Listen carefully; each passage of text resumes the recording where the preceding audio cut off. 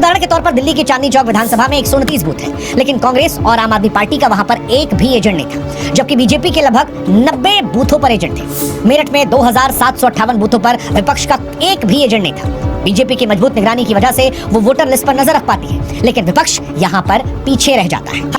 अब इसको लेकर भी इस बार बवाल मचा पड़ा है। बिहार चुनावों से पहले विपक्ष ने आरोप लगाया है कि सारा गड़बड़ झाला जो है वो इसी में है और इसी के सहारे बीजेपी जीतना आती है। इसमें पुरानी लिस्ट की बजाय नई लिस्ट बनाई जाती है, लेकिन बिहार में इस पर विवाद है। आयोग ने ड्राफ्ट से 65 लाख नाम हटा दिए, जिनमें मृतक, बाहर गए या फर्जी वोटर शामिल है। लेकिन विपक्ष का यह आरोप है कि कई असली वोटरों के नाम भी काट दिए। आयोग ने न तो हटाने का कारण बताया और न हटाए गए लोगों की सूची दी। आयोग का यह कहना है कि नियम उसे ऐसा करने के लिए मजबूर नहीं करते। अब सवाल यह है कि गड़बड़ी क्या है। योगेंद्र यादव ने सुप्रीम कोर्ट में 2 लोगों को पेश किया जिन्हें लिस्ट में मृतक दिखाया गया था, जबकि वो जिंदा थे।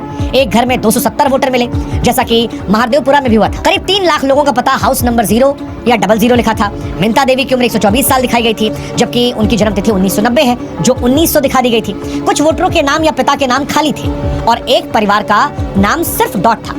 अब चुनाव आयोग से जब इस पर सवाल पूछा गया तो उनका यह कहना था कि लोग फॉर्म में पूरा पता नहीं भरते और सिस्टम जो है वो ऑटोमेटिकली 0 दर्ज कर देता है। अगर आपको भी स्टॉक मार्केट सीखना और इन्वेस्टिंग शुरू करनी है तो सीखो। एल कृष्ण आडवाणी की तरफ से कहा गया था कि ईवीएम को हैक किया जा सकता है।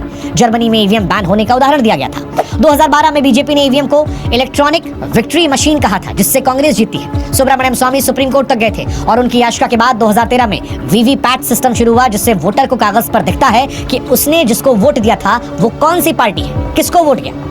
अब जब आरोप चुनाव आयोग पर लग रहे हैं कि चुनाव आयोग ईवीएम के जरिए बीजेपी को जिता रहा है, तो 2017 में ही चुनाव आयोग ने खुली चुनौती दे दी थी कि कोई भी राजनीतिक पार्टी चाहे तो वो ईवीएम को हैक करके दिखा दे। हालांकि जब ये दावा किया गया उसके बाद कोई भी पॉलिटिकल पार्टी सामने नहीं आई।